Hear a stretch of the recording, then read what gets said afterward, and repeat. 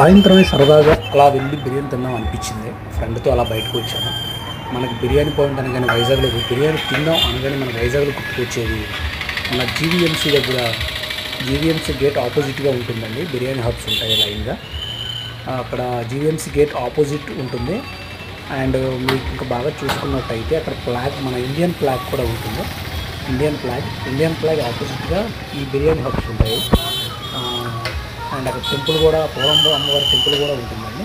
And ఇక్కడ biryani houses and మన Vizag biryani and Sribabu core pulao and 4 AM biryani ఉంటుందండి. నా ఫేవరెట్ బిర్యానీ వచ్చేసరికి స్పైసీ బిర్యానీ. ఇక్కడ బిర్యానీ బాగుంటుందండి. ఆల్రెడీ 10 times ఎప్పుడు నేను తిన్నాను ఆల్రెడీ. ఇక్కడ 120 rupees ప్లేటు. యాక్చువల్లీ క్వాంటిటీ కూడా చాలా ఎక్కువ వస్తుంది. నేను స్పెషల్గా అది మరి నెక్ పీస్ వేయించుకున్నాను.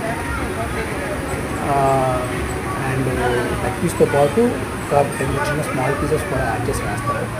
అండ్ టోటల్గా 10 అయితే స్టార్ట్ చేశాను.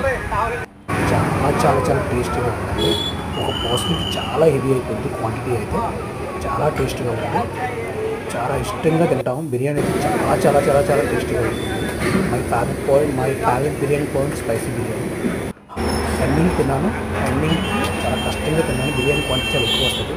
ఒక పెప్సీ కూడా యాడ్ చేశాను. అక్కడ 10 రూపాయలకి ఒక పెప్సీ డ్రింక్ కూడా మనకి ఇస్తారు.